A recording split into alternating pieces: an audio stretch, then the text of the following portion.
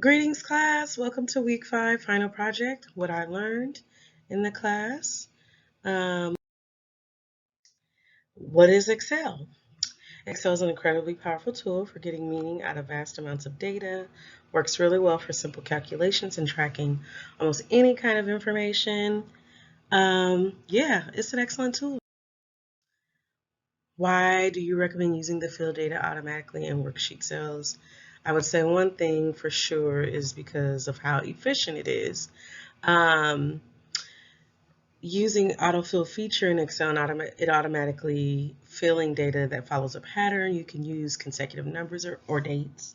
You can also use autofill options to choose the data in the order you prefer. 10 out of 10 do recommend. The VLOOKUP function. Use VLOOKUP when you need to find things in a table or a range by row.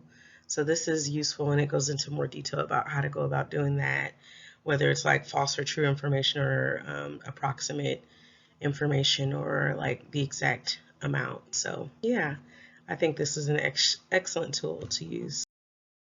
How to create a table in Excel. Create and format. You can create and format a table to visually group and analyze data. Select a cell within your data. Select home format as table, choose a style for your table. In the format as table dialog box, set your cell range. Mark if your table has headers, select OK. And there you have it. How to work 5 functions or formulas in Excel. So worksheet functions are categorized by their functionality.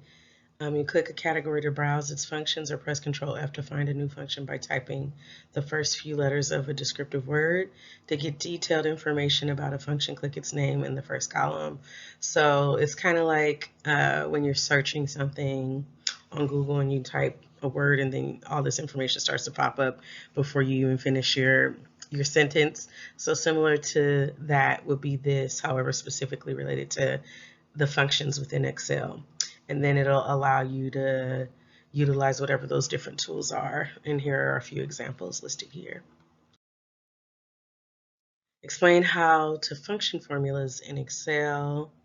If you're new to Excel for the web, you'll soon find that it's more than just a grid in which you enter numbers in columns or rows. Yes, you can use Excel for the web to find totals for a column or a row of numbers, but you can also calculate a mortgage payment, solve math or engineering problems, or find a best case scenario based on variable numbers that you plug in. So here are some more details about how to go about doing that. Here's my personal budget from week 3 that was one of our projects, one of our tasks that we had to complete. Yeah, it talks about my rent, my phone, credit card, food, candy, just all the random expenses that I would use and how much it costs monthly. Chart from week 3, so it's related to my monthly budget, the data that I presented above, and so this is in a chart format.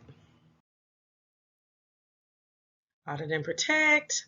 So audit and protect, the audit feature for Microsoft servers lets you track your user activity on content types like lists and libraries within your site collection. And then for protecting, to prevent others from accidentally or deliberately changing, moving, or deleting data in a worksheet, you can lock the cells on your Excel worksheet and then protect the sheet with a password. So yeah, this works really well if you're like in a group project and you want to protect some information within the pieces you've worked on. You can utilize this tool. And all together will help you to control your information and make audits and edits however you see fit. What if analysis function. By using what if analysis tools in Excel, you can use several different sets of values and one or more formulas to explore all of the various results. For example, you can do what if analysis to build 2 budgets that each assumes a certain level of revenue. Or you can specify a result that you want a formula to produce, and then determine which sets of values will produce the result. Excel provides several different tools to help you perform the type of analysis that fits your needs. It's really cool. Filter data. The filter function allows you to filter a range of data based on criteria you define. Explain how the subtotal function works. Returns a subtotal in a list or a database. It is generally easier to create a list with subtotals by using the subtotal command in the outline group on the data tab in the Excel desktop application. Once the subtotal list is created, you can modify it by editing the subtotal function. Data validation. Data validation is the ability to automatically check for errors while the user fills out a form. So that's just super helpful for anything that we're doing. It's just something to stay on top of. I would just say 10 out of 10 do recommend. Power BI and pivot tables. Power BI is a collection of software services, apps, and connectors that work together to turn your unrelated sources of data into coherent, visually immersive, and interactive insights. Your data might be an Excel spreadsheet or a collection of cloud-based and on-premises hybrid data warehouses. And for pivot tables, you can create pivot tables in Excel that are connected to data sets stored in Power BI with a few clicks. Doing this allows you to get the best of both pivot tables and Power BI. Calculate, summarize, and analyze your data with pivot tables from your Power BI data sets. What are forms? You can create surveys, quizzes, and polls, invite others to respond to it using almost any web browser or mobile device. See real-time results as they're submitted. Use built-in analytics to evaluate responses and export results to Excel for additional analysis or grading. Explain what Outlook is. I've used Outlook for work and school, so both professionally and personally. Um, but Outlook is an email platform that is used by most companies and or schools. Warner Pacific uses Outlook. My current job at OHSU uses Outlook for our email database, but also you can utilize the Outlook calendar, which is super helpful to organize your schedule if you have a bunch of meetings or a bunch of assignments due. There's just so many tools you can utilize on Outlook. But with Outlook on your PC, Mac, or mobile device, you can organize emails, let you focus on specific messages that matter most. So sometimes you get a bunch of junk mail and you don't want to even look at that. Well, you can organize it the way you want it so that only the important emails are popping up, or maybe from specific people. Like the only emails I want to receive is from my teacher and or my boss and my mom.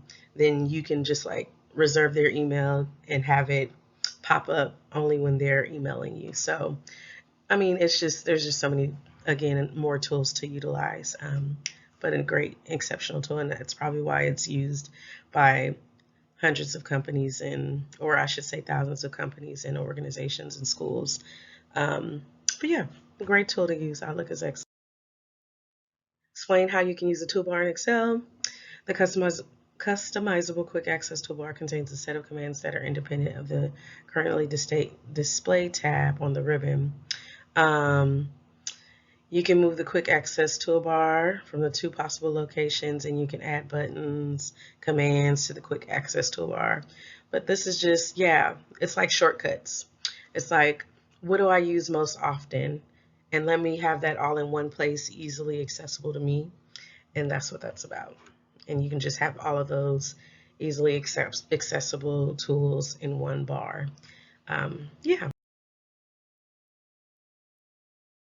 In conclusion, Microsoft Office has several platforms we can utilize in order to study, read, and visually understand the data you would like to present in the order you prefer. And there are thousands of helpful tools accessible to us, and we just have to learn how to use it. It takes a little bit of studying or a lot of bit of studying for some, just depending on what the subject is and how you're using it.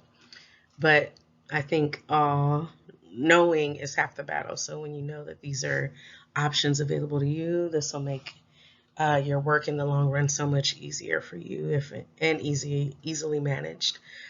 So yeah, I hope you learned something. I hope you enjoyed listening. Thank you for tuning in. Here are my references. And again, please let me know if you have any questions. Happy to answer or respond to any questions you may have. Take care. I hope you have a good next term.